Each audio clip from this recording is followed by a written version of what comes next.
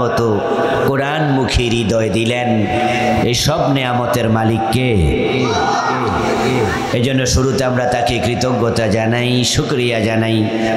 কালিমাতু শুকর পড়ি সবাই মিলে জোরে জোরে একবার আলহামদুলিল্লাহ। আমার সাথে পড়ুন, রব্বানা লাকাল হামদ হামদান কাসীরা তাইয়্যিবা মুবারাকান ফীহি সুবহানাল্লাহি ওয়া বিহামদিহি আদাদা খালকিহি ওয়া রিদা নাফসিহি ওয়া জিনাতা আরশিহি ওয়া মিদাদা কালিমাতিহি। সম্মানিত দিনী ভাইয়েরা, আমি আপনাদের সম্মুখে পবিত্র কোরআন মাজিদ থেকে সূরাতুস সফের 9 নম্বর আয়াতে কারিমা তেলাওয়াত করেছি। নবীজি সাল্লাল্লাহু আলাইহি ওয়াসাল্লামের পবিত্র মুখ অনুসৃত ছোট ছোট দুটি হাদিসে নববী পাঠ করেছি। আল্লাহ তাআলা তৌফিক দান করলে এখান থেকে কিছু কথা বলবো ইনশাআল্লাহ। সূরাতুস সফের 9 নম্বর আয়াতে কারিমার আলোচ্য বিষয় হলো নবীজির পৃথিবীতে আগমনের উদ্দেশ্য।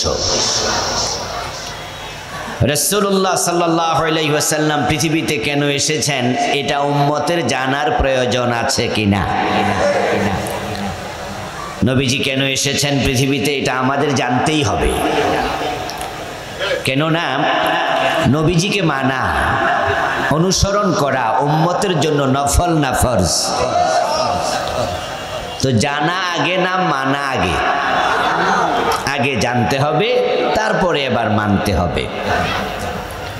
এখন নবীজি কেন এসেছেন, তার লক্ষ্য কি জীবনের, কেন আল্লাহ পাঠালেন,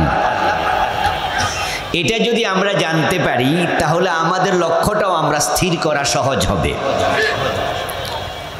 নবীজি যা বলেছেন উম্মত তাহাই বলবে, নবীজি যা করেছেন উম্মত তাহাই করবে। নবীজির জীবনের লক্ষ্য যেটা ছিল উম্মত তার জীবনের লক্ষ্য সেটাকেই বানাবে। নবীজি হলেন ইমাম, আমরা হলাম তার মুক্তাদি। ইমামকে অনুসরণ করা মুক্তাদির জন্য ফরজ। ইমাম যখন সামি আল্লাহু লিমান হামিদা বলে দাঁড়ায়, মুক্তাদি কি আর রুকুতে থাকার অধিকার আছে? তাকেও দাঁড়াতেই হয়। ইমাম যখন সেজদায় যায়, মুক্তাদি তখন কই যায়? এটাই নিয়ম। নবীজি বলছেন ইন্নামা জুইলাল ইমামু লিয়ুতাম্মা বিহি। ইমামকে ইমামের জায়গায় এই জন্য দাঁড় করানো হয়েছে তাকে যেন অন্যরা অনুসরণ করে। এবার আপনারা বলুন তো, নবীজিকে অনুসরণ করা ছাড়া জান্নাত পাওয়া যাবে? তো নবীজিকে যদি অনুসরণ করতে হয় তাহলে আমাদের লাইফ স্টাইল, আমাদের জীবন যাপন, আমাদের জীবনের লক্ষ্য সবটা নবীজিকে অনুসরণ করে স্থির করতেই হবে। আজকের বাংলাদেশে নবীজির জীবনের লক্ষ্য কি ছিল, তাকে আল্লাহ তাআলা কেন পাঠিয়েছেন, এই বিষয় সম্পর্কে অসংখ্য উম্মতের ধারণা নাই। তারা জানে না নবীজি কেন এসেছেন দুনিয়ায়। না জানার কারণেই সমস্যা। 92% মুসলমানের দেশে ইসলাম নাই। শুধু নবীজির জীবনের লক্ষ্য যদি মানুষ জানতো আর তার লক্ষ্যকে নিজের লক্ষ্য বানাতো, 92% মুসলমান প্রয়োজন নাই। যদি 51% মুসলমান নবীর জীবনের লক্ষ্যকে নিজের জীবনের লক্ষ্য বানায়, আগামীর সংসদটাই কোরআনের সংসদ হয়ে যাবে। নবীজির জীবনের লক্ষ্যই ছিল কোরআনের বিজয়, ইসলামের বিজয়। আল্লাহ তাআলা ইসলামকে পাঠিয়েছেন পরাজিত থাকতে না বিজয়ী হতে। قال رسول الله صلى الله عليه وسلم الإسلام يعلو ولا يعلى عليه নবীজি সাল্লাল্লাহু আলাইহি ওয়াসাল্লাম বলেন, ইসলাম বিজয়ী হতে এসেছে, পরাজিত হতে নয়। রাসূলের হাদিস থেকে আমরা যা শুনবো আমরা নিজেরাও বলবো, ইসলাম কি পরাজিত হতে এসেছে না বিজয়ী হতে? বাংলাদেশের বয়স চলছে 54 বছর। এই 54 বছরে বাংলাদেশে ইসলাম বিজয়ী না পরাজিত? যারা যা জানেন তাই বলেন, বাংলাদেশে ইসলাম কি বিজয়ী অবস্থায় আছে না পরাজিত? এদেশের ইসলাম দিয়ে কি সংসদ চলে, গণভবন চলে, বঙ্গভবন চলে, সচিবালয় চলে? ইসলাম দিয়ে আদালতে বিচার হয়, ইসলাম দিয়ে অর্থনীতি চলে, ইসলাম দিয়ে শিক্ষানীতি চলে। তাহলে ইসলামটা আছে কই? ইসলাম আছে মসজিদে আর মাদ্রাসায়, ইসলাম আছে মাহফিলে। তাও গত 15 বছর 17 বছর মসজিদ মাদ্রাসা তো আসল ইসলাম ছিল না। হক কথা বললে ইমামের চাকরিটা থাকতো না, খতিবের চাকরি চলে যেত। হক কথা বলার পরিবেশ মসজিদেও ছিল না, মাহফিলে তো নাই। কত বক্তার সামনে থেকে মাইক কেড়ে নিয়েছে স্টেজে, কত বক্তাকে ধাক্কায় নামাই দিছে, হাজার হাজার মাহফিলকে 144 চালু করে বন্ধ করে দিয়েছে। মাহফিল করার জন্য অনুমতি নিতে হতো টিওনো, ডিসি, এসপি, ওসি, এলাকার নেতা ফেতা, কতজনের কাছে যাওয়া লাগতো।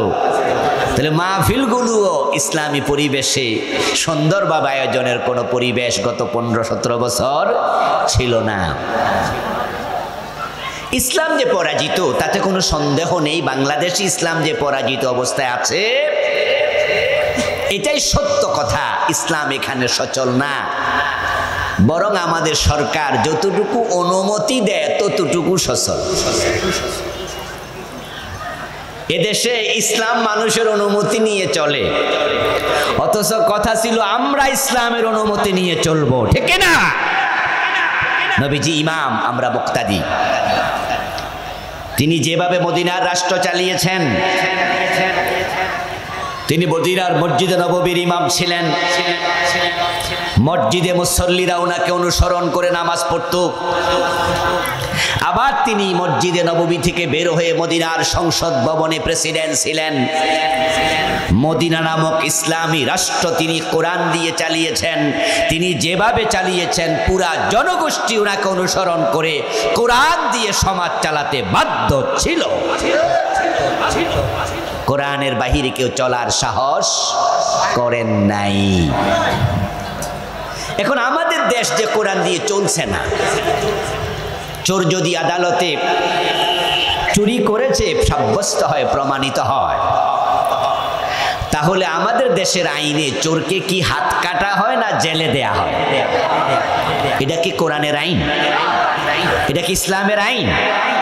চোর ধরে জেলে দেয়া এটা কি মুসলমানের আইন না ব্রিটিশ আইন? তো আমরা কি ব্রিটিশ, খ্রিস্টান না মুসলিম? তো কোন আইনটা প্রয়োজন ছিল? মদ পান করলে 80 বেদ দিতে হবে। ফারুক আজম ওমর রাদিয়াল্লাহু তাআলা আনহু ওনার ছেলে আবু শাহমাকেও রেহাই দেন নাই। কবি নজরুল চমৎকার ভাবে বলেছেন, মদ্যপানের অপরাধে প্রিয় পুত্রকে নিজ করে মেরেছ দুর্রা, মরেছে পুত্র তোমারই চোখের পরে। আবু শাহমা মদ পান করেছে, হযরত ওমর রাদিয়াল্লাহু তাআলা আনহু তাকে 80 বেদ দিয়েছে। আপনারা যারা জবাব জানেন তারা একটু জবাব দেন, আমাদের দেশে মদখোর ধরা পড়লে তাকে 80 বেদ দেয়া হয় না জেলে দেয়া হয়? এই জেলে দেয়া কি ইসলামের আইন না ব্রিটিশ আইন? তো আমরা কি ব্রিটিশ খ্রিস্টান? আমাদের কোন আইনটা মানা উচিত? আমার সামনে মদের পক্ষে কে কে আছেন যে মানুষ মদ খাক, আপনার ছেলে আপনার ভাই মদ পান করুক, এখানে কি একজন আছেন? তো তাহলে ব্রিটিশ আইন আমাদের দেশের মদ তো বন্ধ করতে পারে নাই। ইয়াবা আছে, হেরোইন আছে, ফেন্সিডিল আছে, গাঁজা আছে, আফিম আছে, আরো কত কি। এই দেশের মাদক নির্মূল হয়ে যাক, এটা আপনারা চান কি? তাহলে ইসলামের আইন 80 বেদ চালু হওয়া দরকার আছে না নাই? কিন্তু 54 বছর তো চলে গেল, আমাদের দাদারা মরে গেলেন, এই আইনের অধীনে তারা মারা গেলেন। আমাদের অনেকের বাবাও মরে গেছে, এই ব্রিটিশ আইনের অধীনে থেকে মরে গেছে। আমাদেরও কখনকার মৃত্যু আসে আমরা জানি না। আমরা কি ব্রিটিশ আইনের অধীনে থেকে মরতে চাই? কমপক্ষে আমাদের জীবদ্দশা ইসলামকে আমরা বিজয়ী দেখতে চাই। আপনারা ইসলামকে বিজয়ী দেখতে রাজি আছেন না? না,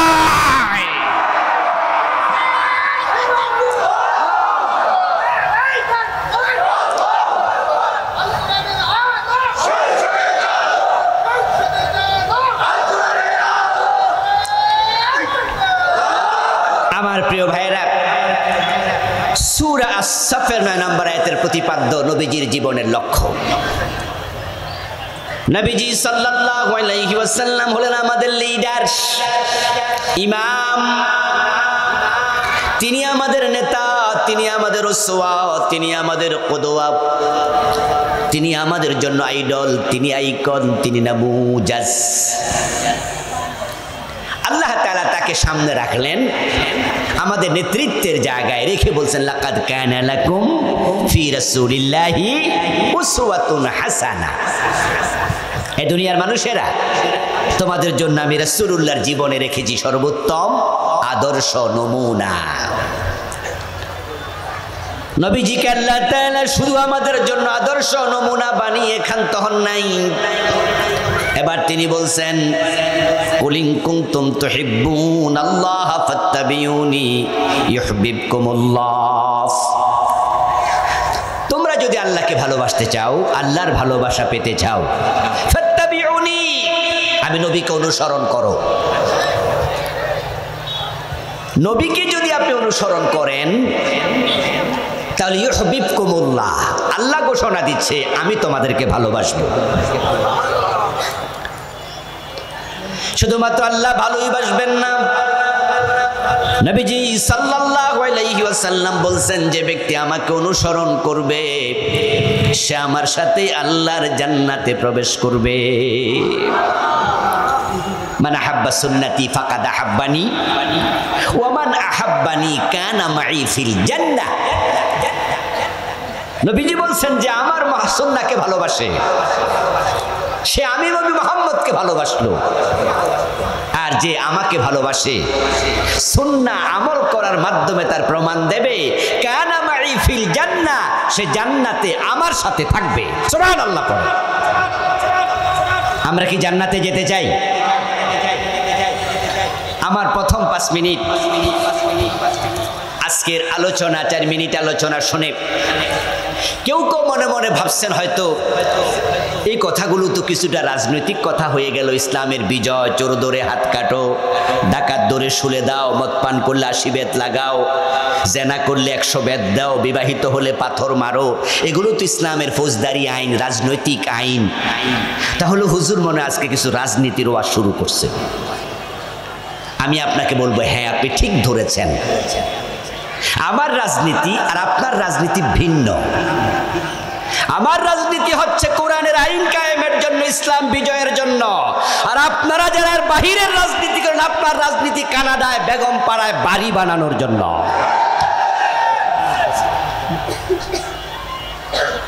আপনার দল বিজয়ী হলে আপনি এমপি হবেন, মন্ত্রী হবেন, তারপরে দেশের টাকা চুরি করবেন, চাঁদাবাজি করে 1000 কোটি টাকার মালিক হবেন। আর আমার চিন্তার রাজনীতি বিজয় হলে কোরআনের সংসদ ভবনে ইসলামের পক্ষে আল্লাহর আইন হবে, কোরআনের আইন বিজয় হয়ে যাবে। তা আপনার রাজনীতি আর আমার রাজনীতি কিন্তু এক না, পার্থক্য আছে এখানে। মিশরের প্রখ্যাত আলিম হাসান আল বান্না রাহিমাহুল্লাহ, না জানি সৈয়দ কুতুব শহীদ, দুজনের একজন বলেছিলেন, we call you to the teaching of Islam, to the rules of Islam, to the way of Islam, to the guidance of Islam. If this means politics to you, then this is our politics. উনি বলছেন যে আমরা তোমাকে আল্লাহর আইনের কথা বলি, আল্লাহর দ্বীনের কথা বলি, আল্লাহর বিধানের কথা বলি, আমরা তোমাকে ডাকছি আল্লাহর শাসন ব্যবস্থার দিকে, কোরআনের আইনের দিকে। যদি তোমার কাছে এটা রাজনীতি মনে হয় তাহলে শুনে রাখো কান খুলে, এটাই আমার রাজনীতি, এটা সকল মুসলমানের রাজনীতি হওয়া উচিত। আমরা জান্নাতে যেতে চাই, আমাদের লক্ষ্য জান্নাত। এখন জান্নাতে যেতে হলে নবীজিকে অনুসরণ করার কোনো বিকল্প নাই। আমরা নবীজি সাল্লাল্লাহু আলাইহি ওয়াসাল্লামকে মসজিদে যেমন মানব, মসজিদের বাইরেও নবীকে অনুসরণ করব, মানব। আমরা যখন মসজিদে ঢুকি তখন ডান পা দেই, যখন বের হই তখন বাম পা দেই, যখন টয়লেটে ঢুকি তখন আমরা বাম পা দেই, বের হতে ডান পা দেই। এই যে ভিন্নতা, এটা মন মতো না সুন্নাহ মতো। আমরা যখন খাবার গ্রহণ করি বাম হাতে আমরা খাই না, আমরা ডান হাতে খাই। অথচ বাম হাতে পানি পান করে বাম হাতে চা খায় এমন লোক কি সমাজে দুই একজন নাই? তার সাথে আমারটা কেন মিলে না?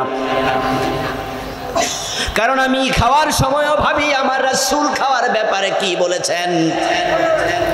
নবীজি বলছেন লা তাকুলু বিশিমাল, তোমরা বাম হাতে খেও না। আশ-শায়তানু ইয়াকুলু বিশিমালি, শয়তান তার বাম হাতে খায়, তোমরা ডান হাতে খাও। আমার রাসূল ডান হাতে খেয়েছেন, ডান হাতে খেতে বলেছেন, আমরা ডান হাতে খাই। এবার বলুন তো, মসজিদে ঢুকতে রাসূল মানবেন, টয়লেটে ঢুকতে রাসূল মানবেন, খাওয়ার সময় রাসূল মানবেন, যখন এমপি মন্ত্রী হয়ে দেশ চালাবেন তখন রাসূল মানা দরকার আছে না নাই? আচ্ছা, আমরা মসজিদে ঢুকতে ডান পা দিয়া ঢুকি, বাম পা দিয়া বের হই, খাওয়ার সময় ডান হাতে খাই, এটা কি রাজনীতির উদ্দেশ্যে খাই? রাজনীতির উদ্দেশ্যে ডান পা দিয়া মসজিদে ঢুকি? আমার উদ্দেশ্য আমার রাসূলকে মেনে জান্নাত পাওয়া। আমি সেই চিন্তা নিয়ে মসজিদে ঢুকি, সেই চিন্তা নিয়ে ডান কাতে ঘুমাই, ওই চিন্তা নিয়ে ডান হাতে খাবার খাই, আল্লাহর জান্নাত পাওয়ার নিয়তে সংসদে কোরআন ঢুকাতে চাই। একই চিন্তা, জান্নাত। এখন যদি কোনো ব্যক্তি বলে যে আমি নবীকে মানবো না, আমি আমার মতো চলবো, তাহলে তার কপালে জান্নাত নাই। قال رسول الله صلى الله عليه وسلم كل أمتي يدخلون الجنة إلا من أبى قيل من أبى يا رسول الله قال من أطاعني دخل الجنة ومن عصاني فقد أبى। নবীজি সাল্লাল্লাহু আলাইহি ওয়াসাল্লাম বলছেন আমার সব উম্মত জান্নাতে যাবে। সুবহানাল্লাহ পড়ে, খুব খুশির খবর, আমার সব উম্মত জান্নাতে যাবে। তবে হাদিসের পরের অংশ ইল্লা মান আবা, যে অস্বীকারী সে উম্মত জান্নাতে যাবে না। ছোট ভাই, এটা একটু এখানে দিয়ে একটু চেয়ারে দাও, অথবা এখানে তুলে রাখো, একটু তোলা দাও। হ্যাঁ, হয়েছে হয়েছে, করুক করুক করুক করুক, সরো সরো, আমার দিকে দেন। হ্যাঁ, নবীজি বলছেন যে আমার সব উম্মত জান্নাতে যাবে, ইল্লা মান আবা, এত দূরে নয়, ইল্লা মান আবা, অস্বীকারী উম্মত জান্নাত পাবে না। তাহলে সকল উম্মত জান্নাতে যাবে এটা বলার পরে এটা কিন্তু আছে, তবে আছে, অস্বীকারী হলে আর জান্নাত কপালে নাই। কিলা মান আবা ইয়া রাসূলুল্লাহ, প্রশ্ন করা হলো আল্লাহর রাসূল অস্বীকারী সে কে যে জান্নাতে যাবে না? ক্বালা মান আতাআনি দাখালাল জান্নাতা ওয়া মান আসানি ফাকাদ আবা। রাসূল জবাব দেন যে আমাকে অনুসরণ করেছে সে জান্নাত পাবে, যে আমাকে অনুসরণ করে নাই সে অস্বীকারী, তার কপালে জান্নাত নাই। এখন আমি আপনাদের কাছে জানতে চাই, এই যে আপনারা কিছুক্ষণ আগে বলছেন যে জান্নাতে যেতে চান, যারা রাসূলকে অনুসরণ করবে না তারা কি জান্নাত পাবে? তাহলে এখন আলোচনার বিষয়গুলো মিলাবেন। ওয়াজ বাড়িতে নেবেন, কান সুখের জন্য শুনবেন না। জীবনের পৃষ্ঠায় পৃষ্ঠায় ভাজে ভাজে আটকে থাকা, জড়িয়ে থাকা ময়লাগুলো দূর করবেন কোরআন হাদিসের ডলা দিয়া। জীবনটা জান্নাতি জীবন হয়ে যাবে ইনশাআল্লাহ। আল্লাহর জান্নাত পর্যন্ত যেতে হলে রাসূলকে অনুসরণ করিতেই হবে। রাসূল সাল্লাল্লাহু আলাইহি ওয়াসাল্লামকে অনুসরণ করতে হলে এখন কোন কোন জায়গায় করবেন? সুবিধা আছে যেখানে, সুন্নাহ মানবেন সেখানে। অসুবিধা যেখানে, সুন্নাহ মানবেন না সেখানে। যদি এমনটা হয় তাহলে আপনি হবেন সুবিধাবাদী। মনে রাখেন, সুবিধাবাদ জিন্দাবাদে মোমেন হওয়া যায় না। قال النبي صلى الله عليه وسلم إنما المؤمن كالجمل الأنيف حيثما قيد انقاد। নবীজি বলেন, যদি তুমি মুমিন হও তাহলে তুমি হবে সেই ওটের মতো যে ওটের নাকের মাঝে মালিক রশি ঢুকাইয়া দিছে। নাকের ভিতরে রশি ঢুকানো ওট, আর নাকের রশি ঢুকানো নাই, খোলা ওট। আনুগত্যের ক্ষেত্রে দুটার মাঝে ব্যবধান আকাশ এবং পাতাল। মালিক যে ওটের নাকের ভিতরে রশি ঢুকাইয়া দিছে, ওই ওট মন মতো চলার অধিকার আর থাকে না। মালিক টানে যেদিকে, কদম দেবে সেদিকে। আর যে ওটের নাকের ভিতরে রশি নাই, সাড়া ওট, খোলা ওট, সে কোন দিকে যাবে এটা তার ব্যাপার। মন চায় যেদিকে, কদম দেবে সেদিকে। নবীজি কি চমৎকার উদাহরণ দিলেন। যারা কাফের, যারা বেদিন, তারা যা মনে চা তাই করুক, কিন্তু মুমিন হওয়ার পরে মনে যা চা তা করার অধিকার আর নাই। বাংলাদেশে একটি স্লোগান আছে, নির্বাচনের সময় স্লোগানটি খুব মশহুর হয়। সেটা হচ্ছে, আমার ভোট আমি দেব, পরেরটা কি, যাকে খুশি তাকে দেব। আপনার মন চাইলে চোরকে দেবেন, মন চাইলে ঘুষখোরকে দেবেন, মন চাইলে বাটফারকে দেবেন। আসলে কি তাই? মনে যা চা তাই করার অধিকার কি আপনাকে আল্লাহ দিয়েছে? আপনি তো নাকে রশি ঢুকানো ওট। আল্লাহর বক্তব্য, ইন্নাল্লাহা ইয়ামুরুকুম আন তুআদ্দুল আমানাতি ইলা আহলিহা। ভোট একটা আমানত। ভোট কি? আমানত। এই যে আপনার হাতের একটা টিপ দিতে হয়, দেয়া লাগেনি? কি এলাকায় ভোট দেন না আপনারা? অবশ্য গত 15-17 বছর তো দেন নাই, ভুলেও যেতে পারেন। কিন্তু ভোট দেওয়ার জন্য কি করতে হয়? একটা টিপ দিতে হয়, সিল দিতে হয়, টিপও দিতে হয়। এখানে টিপ দেওয়ার পরে একটু কি লাগাই দেয়? কালি লাগাই দেয়। এই যে আপনার হাতের আঙ্গুলের টিপ, এই টিপের দ্বারা যদি কোনো গমসর মেম্বার হয়ে যায়, চেয়ারম্যান হয়ে যায়, কোনো চোর ডাকাত এমপি মন্ত্রী হয়ে যায়, সে পুরা জীবনে যতগুলো অন্যায় করবে, এমপি হইয়া মন্ত্রী হইয়া 5 বছর গম চুরি, ডাল চুরি, টাকা চুরি করবে। আপনার আঙ্গুলের চাপের সুযোগ সুবিধা পেয়েছে, এজন্য গুনাহ আপনার আমলনামা তো অটোযোগ হতে থাকবে। তাই মনে যাকে চায় তাকে ভোট দেয়া যাবে না। আমানত যে প্রাপ্য আল্লাহ আদেশ করেছেন, তুমি জায়গা মতো আমানত পৌঁছিয়ে দাও। ইন্নাল্লাহা ইয়ামুরুকুম আন তুআদ্দুল আমানাতি ইলা আহলিহা। যদি আপনি নামাজি হন, বেনামাজি আপনার ভোট পায় না। যদি আপনি খারাপ মানুষ হন, খারাপকে ভোট দেন। ভালো মানুষের কখনো ভোট খারাপ মানুষ পেতে পারে না। আল মারউ মা মান আহাব্বা। আপনি যেমন আপনার ভালোবাসার লোক হবে তেমন। আপনি যাকে ভালোবাসেন তার হাসর হবে যেখানে, আপনার হাসর হবে সেখানে। চোরকে ভোট দিয়েছেন, নেতা বানিয়েছেন, চোরের সাথে হাসর হবে। নবীজি সাল্লাল্লাহু আলাইহি ওয়াসাল্লামের কাছে একজন সাহাবী গেলেন, ইয়া রাসূলুল্লাহি মাতাস সাআ قال ويلك ما أعددت لها قال ما أعددت لها إلا أني أحب الله ورسوله قال أنت مع من أحببت কিয়ামতের আলোচনা নবীজির জবান থেকে সাহাবারা শুনতেন, কোরআনে পড়তেন। একজন সাহাবীর মনে কিউরিসিটি জাগলো, কিয়ামতটা তাহলে কবে হতে পারে? রাসূল যেহেতু কিয়ামত নিয়ে আলোচনা করেন, হয়তো দিন তারিখও উনি জানার সম্ভাবনা আছে, তাই উনি জানতে গেছে। ইয়া রাসূলুল্লাহি মাতা সাআতু, ও আল্লাহর নবী কিয়ামত কবে হবে একটু যদি জানাতেন। অথচ কিয়ামত কবে হবে এই ইলম আছে শুধু কার? ইন্নাল্লাহা ইনদাহু ইলমুস সাআ ওয়া ইউনাজ্জিলুল গায়সা ওয়া ইয়ালামু মা ফিল আরহাম। কিয়ামতের ইলম শুধু আল্লাহর কাছে। ওই সাহাবী ভাবছে নবীজি হয়তো জানতেও পারেন। ইয়া রাসূলুল্লাহি কিয়ামত কবে? নবীজি সাল্লাল্লাহু আলাইহি ওয়াসাল্লাম ওনার প্রশ্নটা পছন্দ করলেন না, তাই তিনি তাকে তিরস্কার করলেন। ওয়াইলাক, দূরে সর।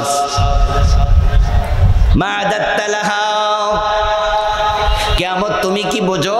কবে কিয়ামত হবে জানতে এসেছো? কিয়ামত কি জিনিস বোঝো নাকি? কিয়ামত মানে তো হলো আল্লাহর সামনে পুরা জীবনের হিসাব দেয়া।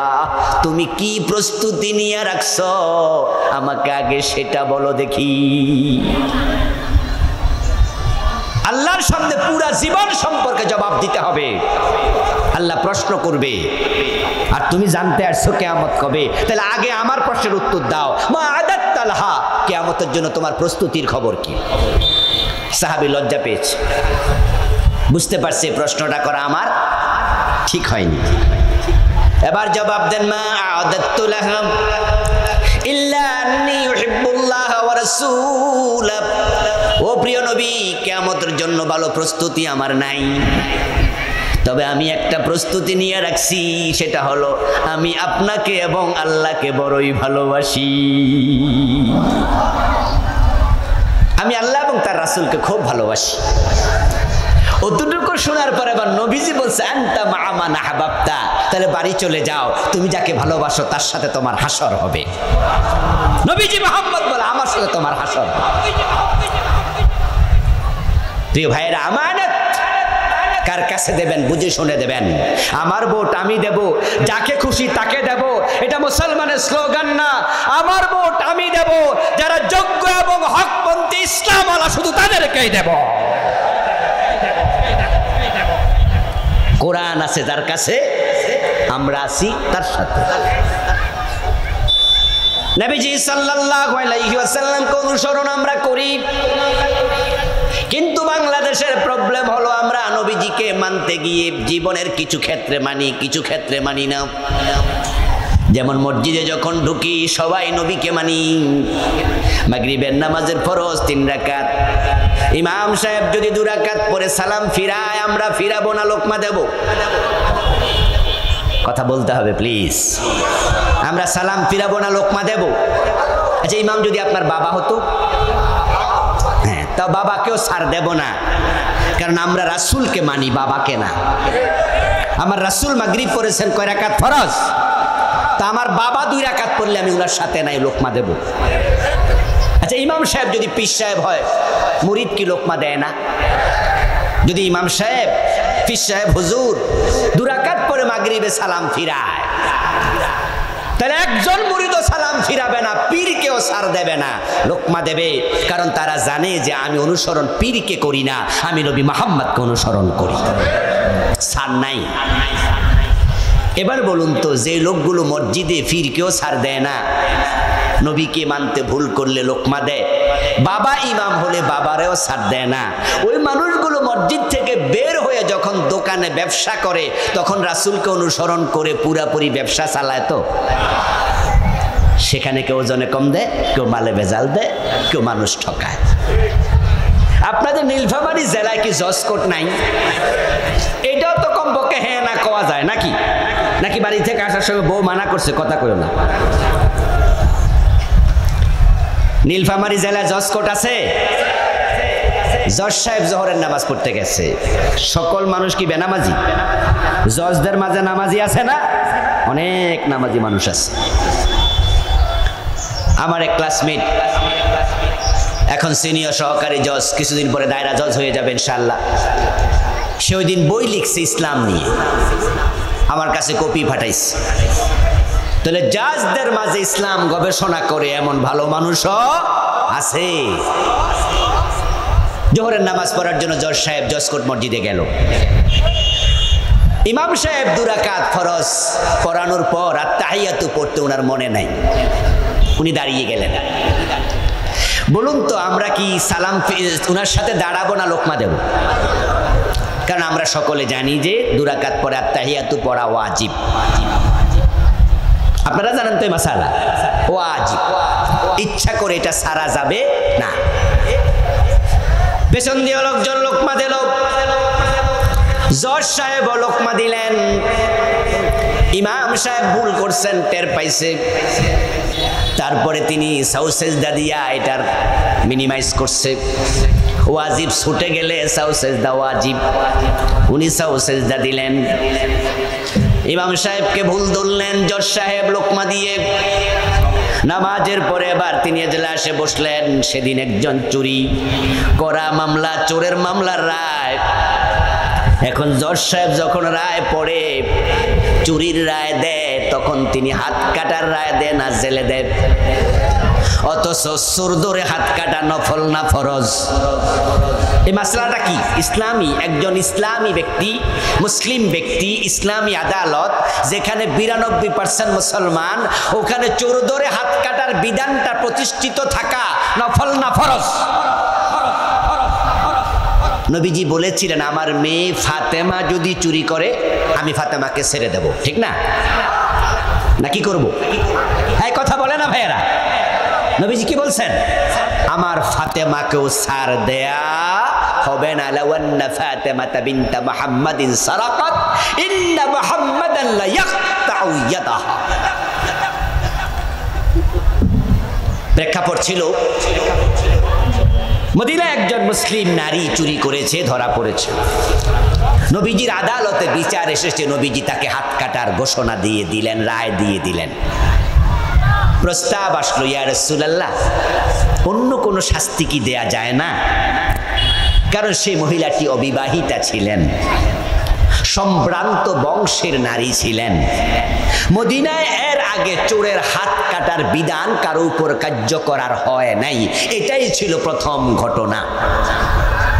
লোকেরা ভাবতেছে মেয়েটা যদি হাত কেটে দেয় তাহলে অবিবাহিতা তো, বিয়ে হওয়ার সম্ভাবনা আর থাকবে না, এটা বদনাম হয়ে যাবে, তার কেউ বিয়ে করতে চাইবে না, মেয়েটা চোর। তার বংশের নাকে মুখে চুনকালি লাগবে, বংশের মর্যাদা হানি হবে। তাই নবীজির কাছে উসামা বিন যায়েদ রাদিয়াল্লাহু তাআলা আনহুমা, নবীজির নাতি, উনার মাধ্যমে সুপারিশ দিয়েছে, ইয়া রাসূলুল্লাহ হাত না কেটে অন্য শাস্তি দেয়া যায় কি না? উসামা বিন যায়েদ রাদিয়াল্লাহু তাআলা আনহুমা যখন নবীজির কাছে প্রস্তাব দিলেন, রাসূল বুঝে ফেলেছেন উসামা ছোট মানুষ, এ বুদ্ধি উনার মাথায় আসার কথা নয়। ওসামা তোমাকে যারা পাঠিয়েছে তাদেরকে ডাকো।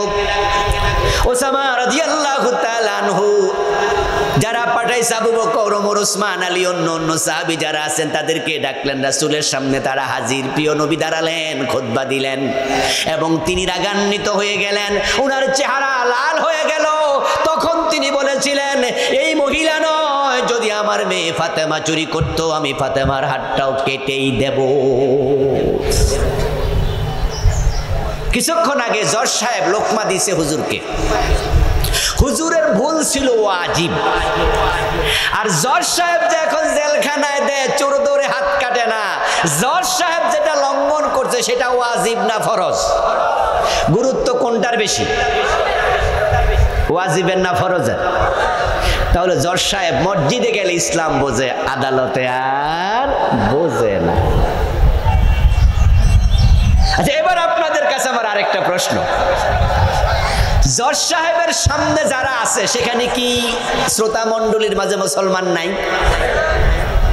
বাদী মুসলিম, বিবাদী মুসলিম, সাক্ষী মুসলিম, বিচারক নিজে মুসলিম, হ্যান্ডকাফ হাতে নিয়ে দাঁড়িয়ে আছে, কয়েদিকে জেলখানায় নিয়ে যাবে, ওই পুলিশগুলাও মুসলিম, উকিল মুসলিম, ব্যারিস্টার মুসলিম। এখন মসজিদে যখন ইমাম ভুল করে তখন সব মুসলমান লোকমা দেয়, কিন্তু 54 বছর যেই আদালতে জজেরা ভুল করতেছে 54 বছর ধরে, ওখানে কোনো শ্রোতা লোকমা দেয় না, কারণ তারা জানে ইমামরে লোকমা দিলে মামলা খাওয়া লাগে না। যদি জজ সাহেবকে বলতাম, জজ সাহেব এ বিচার হয় নাই, আপনি চোর ধরে হাত কাটার বিচার কেন দেন না, এই রায় কেন দেন না, তখন জজ সাহেব বলবে আদালত অবমাননার মামলা দেও।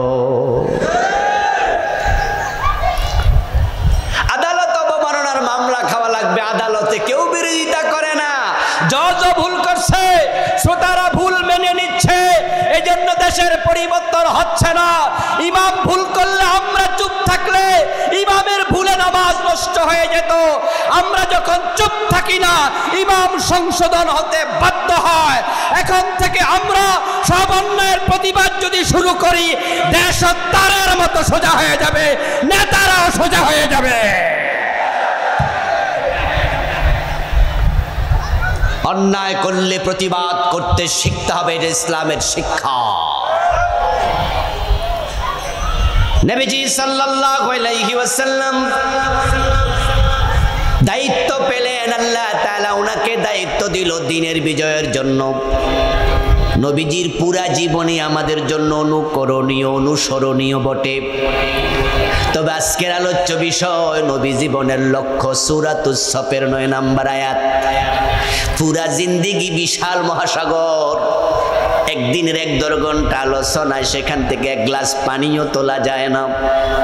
তাই ভূমিকায় যা বললাম লম্বা সময়, এখন থামালাম ভূমিকা, এখন মূল অংশ প্রবেশ করছি। আমার রাসূলকে আল্লাহ দুনিয়ায় কেন পাঠালেন, এটা কোরআনের 3টা আয়াতে বলেছেন। সূরা সাফ আয়াত নাম্বার 9, সূরাতুল ফাতহ আয়াত নাম্বার 28, সূরা তাওবা আয়াত নাম্বার 33। আয়াত 3টা, সূরা 3টা, কিন্তু কথা বলেছেন 3বার একটা, হুয়াল্লাযী আরসালা রাসূলাহু বিল হুদা ওয়া দীনিল হক লিইয়ুযহিরাহু আলাদ দীনি কুল্লি। একই কথা আল্লাহ বারবার বলেছেন যে আমি আমার রাসূলকে কোরআন এবং ইসলাম দিয়ে পাঠিয়েছি যেন তিনি জমিনে কোরআনের বিজয় করেন। নবীর জীবনের লক্ষ্য যদি কোরআনের বিজয় হয়, এবার আওয়াজ করে সবাই একটু দয়া করে বলেন, আমাদের জীবনের লক্ষ্যটা কোরআনের বিজয়কে বানানো দরকার আছে না নাই? নবীজি হচ্ছেন ট্রেন গাড়ির ইঞ্জিনের মতো। আমরা যারা উম্মত, আমরা হলাম পিছনে বগি। ট্রেনের পিছনে থাকে ডাব্বা, বগি। নীলফামারীতে কি কয়? বগি বলে তো। ট্রেনের ইঞ্জিন যায় যেদিকে, বগি যায় সেদিকে। এবার বলুন তো, যদি কোনো বগি ইঞ্জিন থেকে ছুটে যায়, আলাদা হয়ে যায়, তাহলে ইঞ্জিন চলে যাবে, বগি কিন্তু থেমে থাকবে, বগি আর যেতে পারবে না। এখন নবীজি আমাদের যদি ইঞ্জিন তুল্য হয়, উম্মতের আমরা বগি হই। নবীজির জীবনের লক্ষ্যের সাথে আমাদের জীবনের লক্ষ্য অ্যাটাচ করা, জোড়া দেয়া দরকার আছে না না? তাহলে কানা মাই ফিল জান্নাহ, নবী বলছে তুমি আমার সাথে জান্নাতে ঢুকবা। মক্কায় রাসূল 13 বছর থাকলেন। দীর্ঘ 13 বছর পর্যন্ত রাসূলুল্লাহ সাল্লাল্লাহু আলাইহি ওয়াসাল্লাম মক্কায় তিনি দ্বীনের প্রচার করলেন, দায়িত্ব পালন করলেন, কিন্তু মক্কায় নবীজি দ্বীনের বিজয় করতে পারেন নাই। যাদের জানা আছে তারা একটু জবাব দিয়েন, ইসলামের বিজয় কি মক্কায় হয়েছে না মদিনায়? অথচ নবীজির জন্ম কোথায়? নবুয়ত হলো 23 বছর, উনি মক্কায় ছিলেন 13 বছর, তাহলে বাকি 10 বছর কোথায় ছিলেন? এখানে 3 বছর বেশি ছিলেন, কিন্তু দ্বীনের বিজয়টা এখানে হয় নাই। চারজন খলিফা আবু বকর, ওমর, ওসমান, আলী রাদিয়াল্লাহু তাআলা আনহুম। চারজনের জন্মস্থান কোথায়? আরে সহজ প্রশ্ন তো, বলেন না কোথায়? কিন্তু ইসলামের বিজয় হলো কোথায়? আচ্ছা, আরেকটা খবর যোগ করি, আল আশারা আল মুবাশশারা আল মাশহুরা, যে জান্নাতের সুসংবাদ প্রাপ্ত বড় বড় 10 জন সাহাবী, এই 10 জনের জন্মস্থান ছিল মক্কায়। কোরআনের মোট সূরা সংখ্যা 114, তার মাঝে 86টা নাজিল হয়েছে মক্কায়, মদিনায় নাজিল হয়েছে মাত্র 28টা। তাহলে সূরা বেশি নাজিল হলো মক্কায়। 10 জন জান্নাতি সাহাবী, সুসংবাদ প্রাপ্ত বাড়ি মক্কায়। 4 জন খলিফার বাড়ি মক্কায়। নবীজির 13 বছর জীবন কাটলো মক্কায়, কিন্তু ইসলামের বিজয় হলো মদিনায়। কোনো কারণ আছে না নাই? যে কারণটা বাংলাদেশে চলমান 54 বছর ধরে। আমি আমার আলোচনার একবারে শুরুতে বলেছি যে দেশে ইসলামের বিজয় নাই। ঠিক একটা কারণ, যেখানে মক্কা ইসলামের বিজয় ছিল না, কারণ ছিল মক্কার সংসদে আবু জেহেলেরা কোরআন নিয়ে নবীজিকে ঢুকতে দেয় নাই। وقال الذين كفروا لا تسمعوا لهذا القرآن والغوا فيه لعلكم تغلبون। মক্কার সংসদ ভবনের নাম ছিল দারুন নাদওয়া। ওই দারুন নাদওয়াতে বসে মক্কার কাফেররা আবু জেহেলের নেতৃত্বে 2টি সিদ্ধান্ত পাশ করেছিল। প্রথম সিদ্ধান্ত হলো লা তাসমাউ লিহাদাল কোরআন, মুহাম্মদ যে কোরআন পড়ে শোনায় এ কোরআন শোনা যাবে না। কোরআন শুনতে যাওয়া যাবে না। কোরআন মসজিদ আপনার সংসদে ঢুকবে বহু দূরের কথা, কোরআন শোনা নিষেধ। ওয়াল গাউফি, তাদের দ্বিতীয় সিদ্ধান্ত হলো কোরআন যেখানে পড়বে সেখানে গন্ডগোল লাগাতে হবে। 144 জারি করা, এটা নতুন সিস্টেম।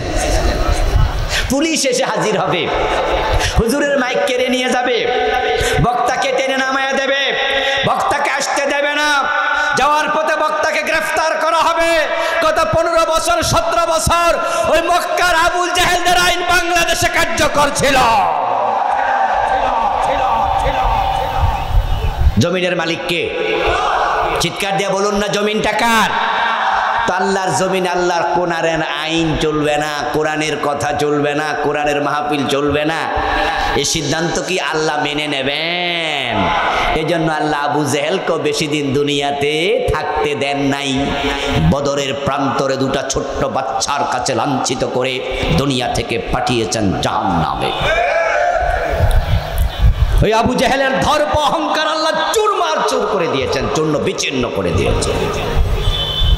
আপনারা জেনে থাকবেন, যারা একটু ইসলামের ইতিহাস সম্পর্কে লেখাপড়া করেছেন, আবু জেহেলকে হত্যা করেছে বড় মানুষ না ছোট মানুষ? 2 জন শিশু, যাদের বুলুগিয়ত মাত্র হয়েছে, মুআজ এবং মুআব্বাস রাদিয়াল্লাহু তাআলা আনহুমা।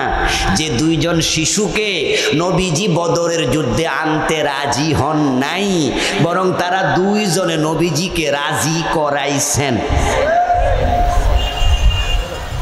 বয়স অল্প ছিল, যার কারণে নবীজি বলছেন যে না, বালেগ হওয়ার আগে আমি নেই না, যুদ্ধের মাঠে নেই না। তারা 2 জন যাবেই, বায়না ধরছে আমরা যাবই। যুদ্ধের মাঠে গেলেন।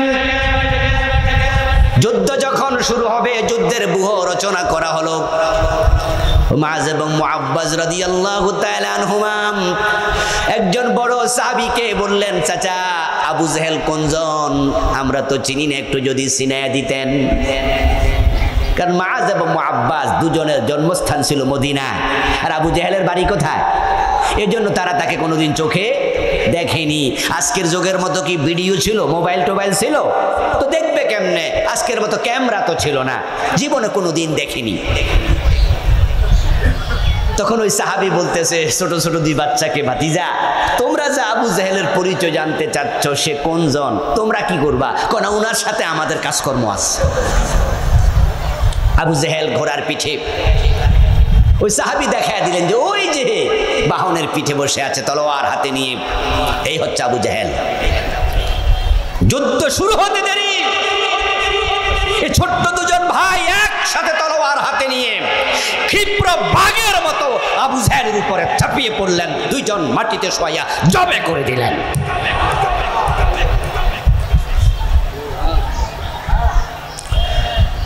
আল্লাহর গজব, আবু জাহেল শেষ। ছোট দুটি বাচ্চার কাছে পরাজিত হলো। ঠিক যারা গত 15 বছর 17 বছর বাংলাদেশে কোরআনের কথা আমাদেরকে বলতে দেয় নাই, কত কোরআনওয়ালাকে গুলি করেছে, কত আল্লাহর বান্দাকে ফাঁসি দিয়েছে, আল্লামা সাঈদীর মতো তো বড় আলেমকে তারা দীর্ঘদিন জেলে ভরে রেখেছে। কি জুলুম তারা করলো।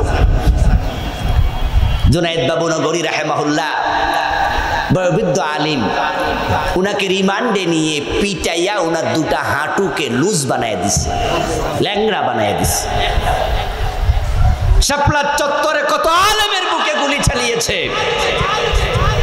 আল্লাহ তাআলা এই নতুন আবু জাহেলদেরকেও ছোট ছোট ইউনিভার্সিটি কলেজের পোলাপানের হাতে লাঞ্ছিত করলো। এমন ভাবে লাঞ্ছিত হলো, দুপুরের খাবার খেয়ে পালাতে পারে নাই, 45 মিনিটে ইন্ডিয়ায় পালাতে বাধ্য হয়েছে। সীমা লঙ্ঘন করেছিল তারাও। আল্লামা সাঈদী রাহিমাহুল্লাহর সেই বিখ্যাত উক্তি, পালানোর জন্য ইঁদুরের গর্ত খুঁজে পাবে না। আল্লামা সাঈদী রাহিমাহুল্লাহর সেই বিখ্যাত উক্তি, আমাদেরকে মৌলবাদী বলো না, তোমরা আগাবাদী হয়ে গাছের আগায় ওঠো না, না হয় আমরা গাছের গোড়া ধরে নাড়া দেব, মামুর বাড়ি দিল্লিতে পালাতে বাধ্য হবে।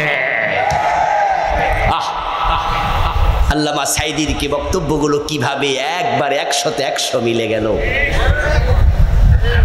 সীমালঙ্ঘনকারীদেরকে আল্লাহ পছন্দ করেন না। নবীজি সাল্লাল্লাহু আলাইহি ওয়াসাল্লাম পারেননি মক্কায় দিনের বিজয় করতে, কারণ সেখানে তারা কোরআন নিয়ে সংসদে ঢুকতে দেয়নি। চলে গেল 13টা বছর। এবার আল্লাহর ইশারায় প্রিয় নবী হিজরত করে মদিনার দিকে রওনা দিলেন। হিজরতের ঘটনা আপনারা কম বেশি সবাই জানেন।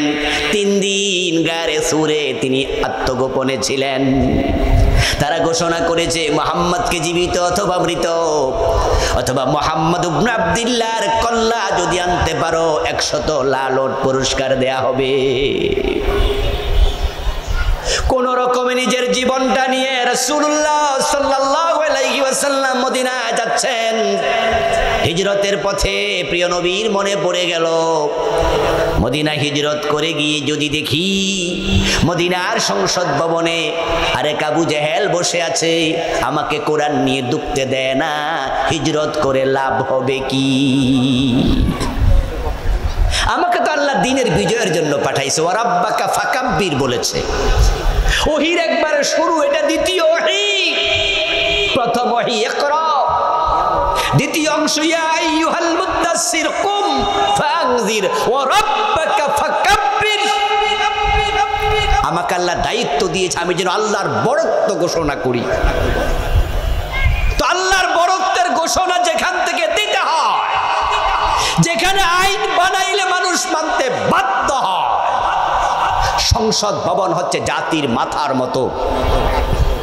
গোসলখানায় গিয়ে বালতির পানি যদি মগে নিয়ে মাথায় ঢেলে দেন, পায়ের দিকে যেতে আর ধাক্কাতে হয় না, নিজে নিজে চলে যায়। সংসদ ভবনে আইন পাশ করালে গ্রামে গঞ্জের লোকেরা মানতে বাধ্য হয়, আইন চকিদারের হাত পর্যন্ত পৌঁছে যায়।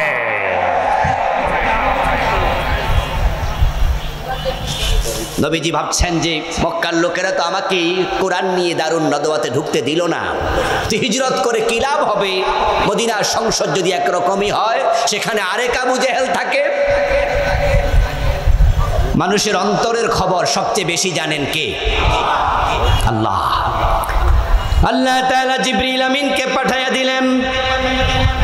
জিবরিল আমিন কোরআন মাজিদের একটি আয়াত নিয়ে নাজিল হয়ে গেলেন, আল্লাহ দোয়া শিখাইয়া দিলেন, ওয়াকুর রাব্বি আদখিলনি মুদখালা সিদকিন ওয়া আখরিজনি মুখরাজা সিদকিন ওয়াজআলনি মিন লাদুনকা সুলতানান নাসীরা। সুবহানাল্লাহ পড়েন ভাইয়ারা। হে নবী, আপনি আমার কাছে দোয়া করেন। মক্কায় আপনার ক্ষমতা ছিল না, ভাবছেন মদিনায় গেল কোনো ক্ষমতা থাকবে না। আরে ক্ষমতা তো আবু জেহেলদের হাতে না, ক্ষমতা আব্দুল্লাহ ইবনে উবাইদের হাতে না, মূলত ক্ষমতার মালিক কে? আরে ভাই চুপ থাকছেন কেন, কথা বলেন না। ক্ষমতার মালিক কে? নাকি জনগণ সকল ক্ষমতার মালিক? এটা শিরকি কথা। জনগণ সকল ক্ষমতার উৎস, এটা শিরকি কথা। জনগণের হাতে ক্ষমতা নাই, জনগণ উসিলা। ঔষধ চিকিৎসা করে না, রোগ ভালো করে না, ঔষধ উসিলা। মূলত রোগ ভালো করে কে? এটা ঈমান। উল্টা পাল্টা চিন্তা করলে ঈমান চলে যায়। যদি ডাক্তার মানুষকে ভালো করত, ঔষধ মানুষকে ভালো করত, ক্যান্সারের ডাক্তার নিজে ক্যান্সার হইয়া মরে গেছে এমন ঘটনা আছে না? তো এই তো নিজে ডাক্তার, হে ভালো হইল না কেন? আমি আমার ওয়াইফকে নিয়ে এক ডাক্তারের কাছে গেলাম, ঢাকার বিখ্যাত স্কয়ার হাসপাতালে। ওখানে যাওয়ার পরে একটু স্কিনে, হাতে একটু স্কিনে সমস্যা হয়েছে। মহিলা ডাক্তার তো, আমার ওয়াইফও মহিলা মানুষ, তাই মহিলা ডাক্তারের কাছে গেলাম আর কি। তা আমি যাইয়া দেখি ডাক্তারের হাতে স্কিন ডিজিজ আরো বেশি। মানে ডাক্তারের পুরা হাত দেখি শুধু সমস্যা। ডাক্তার যে কলম দিয়ে লিখবে, ডাক্তার তো আর পর্দা করে না। তো পরে আমি আমার ওয়াইফের বাসায় এসে কইলাম, দেখছো নি অবস্থাটা, যদি ঔষধ মানুষকে ভালো করতো তো ডাক্তারের সমস্যা কেন? এই জন্য ইমানটা ঠিক করতে হবে। জনগণ ক্ষমতার মালিক না, জনগণ ওসিলা। ক্ষমতার মালিক কে? জনগণ ক্ষমতার মালিক যদি হতো তাহলে শেখ হাসিনা জুলাইতে পালানো লাগতো না। কারণ এদেশের পুলিশ, এদেশের বিজিবি, এদেশের আর্মি, এদেশের র্যাব, এদেশের সব ক্ষমতা তার হাতে ছিল। একটা চৌকিদার থেকে সেনাবাহিনী প্রধান পর্যন্ত তার নিজের লোক ছিল। আমরা যারা বিরোধী দলে ছিলাম, আমরা পালিয়ে বেড়াতাম, ঘরে ঘুমাতে অনেকে পারত না, আমরা কথা বলার পরিবেশ ছিল না, সব ক্ষমতা তার হাতেই ছিল। সে পালাতে হলো কেন? আল্লাহ বুঝাইয়া দিছে জনগণের হাতে ক্ষমতা না, ক্ষমতার মালিককে।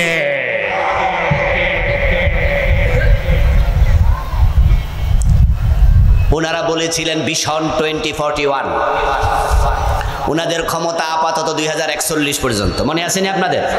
ওনারা ঘোষণা করছে ভিশন 2041, 2041। আর সেনাবাহিনীর প্রধান গিয়ে বলছে, ম্যাডাম 41 সাল না, 41 মিনিটও নেই। বলেছে কিনা? বলেছে কিনা? সে কথোপকথন তো আমাদের কাছে স্পষ্ট। যে জেনারেল ওয়াকার উনাকে গিয়ে বললেন যে ম্যাডাম তাড়াতাড়ি আউট, 45 মিনিটের বেশি সময় আমি নিতে পারবো না, ওই জেনারেল ওয়াকারকে কি সেনাবাহিনীর প্রধান আপনারা বানাইছেন? যিনি বানাইছে, যার আত্মীয়, যিনি ক্ষমতাওয়ালা, তাকে বলছে আউট হয়ে যান। ক্ষমতা আল্লাহর হাতে, আল্লাহ দেখিয়ে দিয়েছে। জনগণ ক্ষমতার উৎস না, ক্ষমতার মালিক না, তারা ওসিলা মাত্র। আল্লাহ মাঝে মাঝে যেমন গজব দেয়, আবাবিল পাখি পাঠাইয়া আব্রাহাকে শেষ করে দিয়েছে। এবারে যে বাচ্চাগুলো রাস্তায় নেমেছিল, আমি বলি আল্লাহর পাঠানো তারাও আরেক রকমের আবাবিল।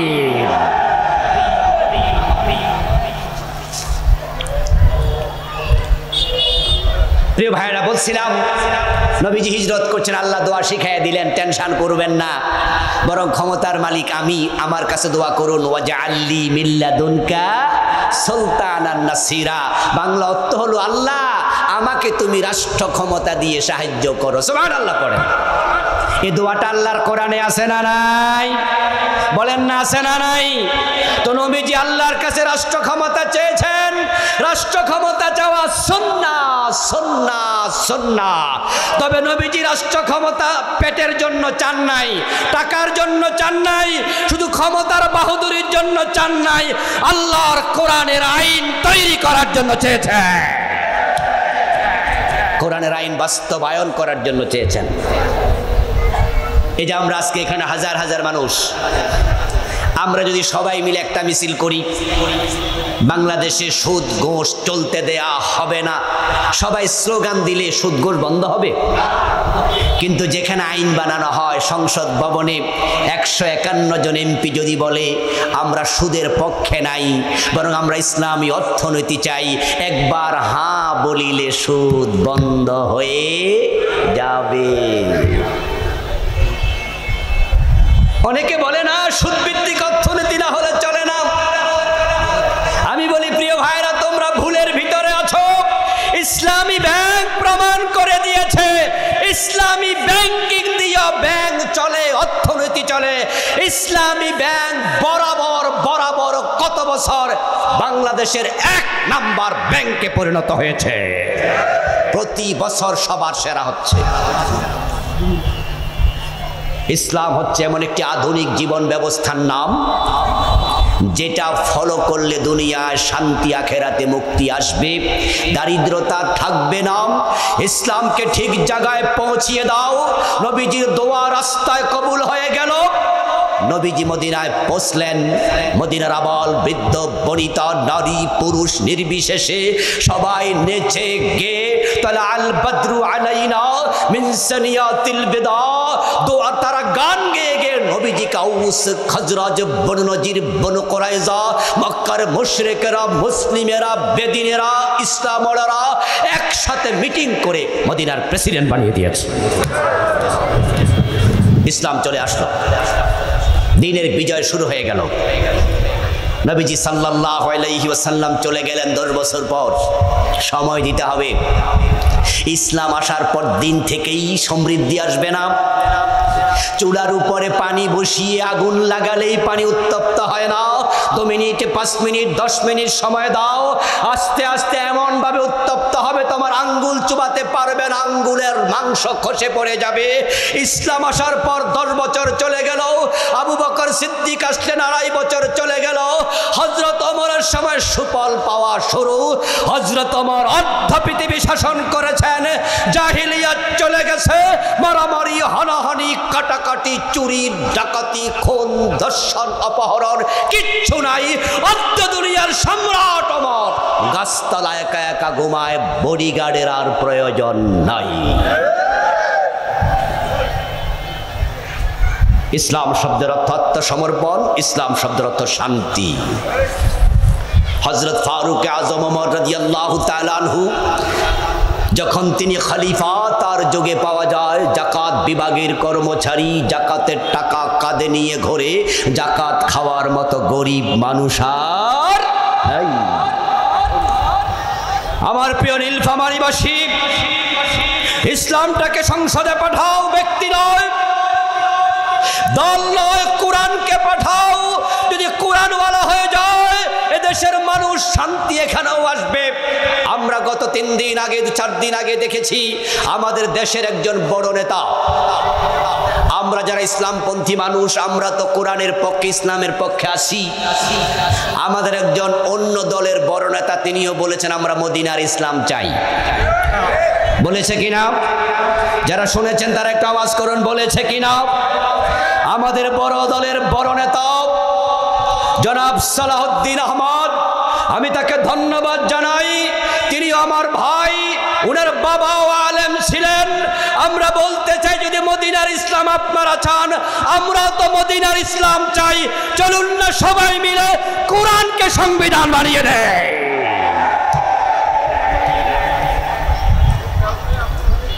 কিন্তু মদিনার ইসলাম চাইয়া আবার সেকুলার হবেন, সেটার তো সুযোগ নাই।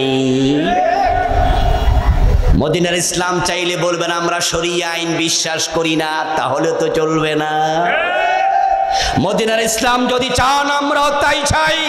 আসুন না সবাই মিলে কোরআনের বিধানগুলো কায়েম করি। বাংলাদেশ ইসলাম দিয়ে চললে সোনার বাংলা হতে 10 বছরও লাগবে না।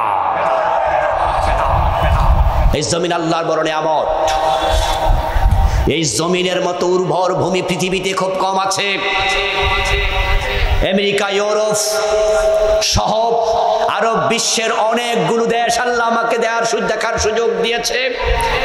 এই চোখে দেখে বলছি, সৌদি আরব, মিশর, কাতার, দুবাই, এগুলো আপনারাও অনেকে গিয়েছেন, আমাদের কাছের মধ্যপ্রাচ্যের দেশ। ওখানে গেলে দেখবেন রাস্তার পাশে গাছ আছে, গাছের তলায় তাকালে দেখবেন পাইপ লাইন আছে। সকালে একবার পানি দেয়, সন্ধ্যা আবার পানি দেয়, নচেত গাছ বাঁচে না। এই হলো তাদের জমি, বড় অনুর্বর, বড় রুক্ষ। আর আমার দেশ সোনার বাংলা, আম খেয়ে বিচি ফেলে দেন, 6 মাস পরে নিজে নিজে গাছ হবে, ফল ধরবে, পানি দেয়া লাগে না। আমরা গরিব থাকবো কেন?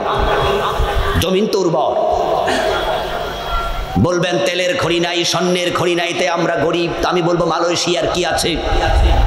আমরা স্বাধীন হলাম 1971 সনে, মালয়েশিয়া স্বাধীন হয়েছে 1963 সনে। 1963-তে মালয়েশিয়া রাষ্ট্র প্রতিষ্ঠিত হলো। আমাদের মাত্র 8 বছর আগে। মালয়েশিয়া তো আমাদের মতো তেলের খনি নাই, স্বর্ণের খনি নাই, রূপার খনি নাই, যা আছে যৎ সামান্য আমাদের মতোই। তারা আজকে পৃথিবীর অন্যতম সেরা রাষ্ট্র হয়েছে। আজ থেকে 12-14 বছর আগে মালয়েশিয়া গিয়েছিলাম, কুয়ালালামপুরের টুইন টাওয়ারের সামনে দাঁড়িয়েছি, টুপি হাতে নিয়ে তার আগা দেখা লেগেছে। 50 তলা বিল্ডিং কুয়ালালামপুরে কয়টা আছে গুনে শেষ করতে পারবেন না। বাংলাদেশের লোক সে দেশে চাকরির জন্য লাইনে দাঁড়ায়া থাকে, তারা সমৃদ্ধ হয়েছে। আমরা পারিনি শুধুমাত্র একটা কারণ, তাদের সৎ নেতা মাহাথির মোহাম্মদ ছিল। আর আমার দেশের নেতারা অধিকাংশ অসৎ, চোর, জোচ্চোর, দেশের টাকা বিদেশে পাঠাইয়া দেশটাকে তারাই ফকির বানিয়ে ফেলেছে।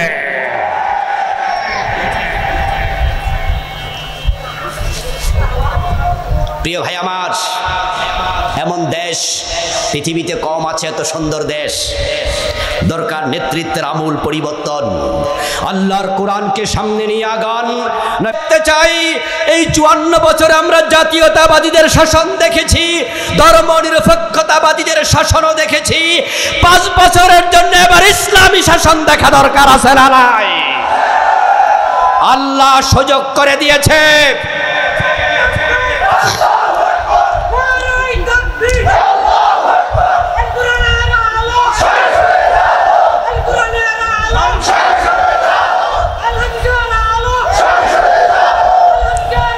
প্রিয় ভাইয়েরা,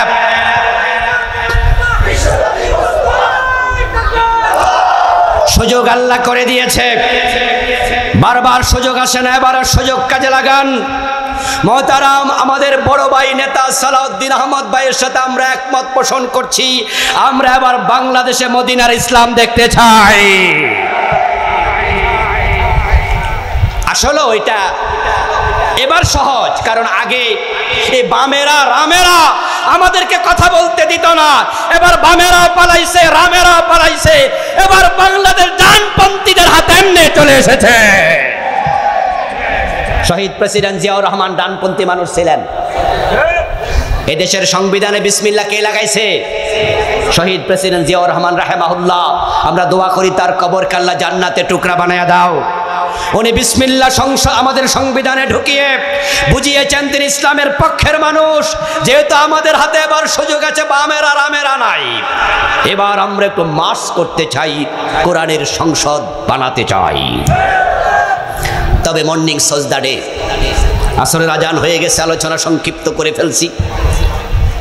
মর্নিং সজদা ডে প্রত্যুষ দিবসের প্রতিচ্ছবি। বাংলাদেশ যে ইসলামী দেশ হচ্ছে তার কিছু সিমটম আমরা দেখছি, থামাতে পারবেন না। ইসলাম আসছে, কেউ থামানোর ক্ষমতা নাই। তার সিমটম ডাকসু, জাকসু, রাকসু, চাকসুর নির্বাচন। যে জাহাঙ্গীরনগর বিশ্ববিদ্যালয়কে বলা হয় বামদের আতুর ঘর, ওই জাহাঙ্গীরনগরের ছাত্ররা ছাত্রীরা এবার ইসলাম ওয়ালাদেরকে আগাইয়া দিয়েছে। ডাকসুর ছাত্ররা ছাত্রীরা আগিয়ে দিয়েছে, জাকসুতে দিয়েছে, রাকসুতে দিয়েছে, চাকসুতে দিয়েছে। তারা বুঝাচ্ছে এবার আমরা এক হয়েছি, তোমরা এক হয়ে যাও, ইসলাম থামানোর ক্ষমতা কারো থাকবে না। আসুন না আমরা নবীজির সে জীবনের লক্ষ্যর উদ্দেশ্য দিনের বিজয় এটাকে লক্ষ্য বানিয়ে বাংলাদেশকে ইসলামের রঙে রঙিন করতে চাই। এবার সে কাজ করব। আল্লাহ তুমি তৌফিক দাও, সবাই বলো না আমিন। হাযা মা ইনদি ওয়াল ইলমু ইনদাল্লাহ আলাইহি তাওয়াক্কালতু ওয়া ইলাইহি উনীব। আল্লাহ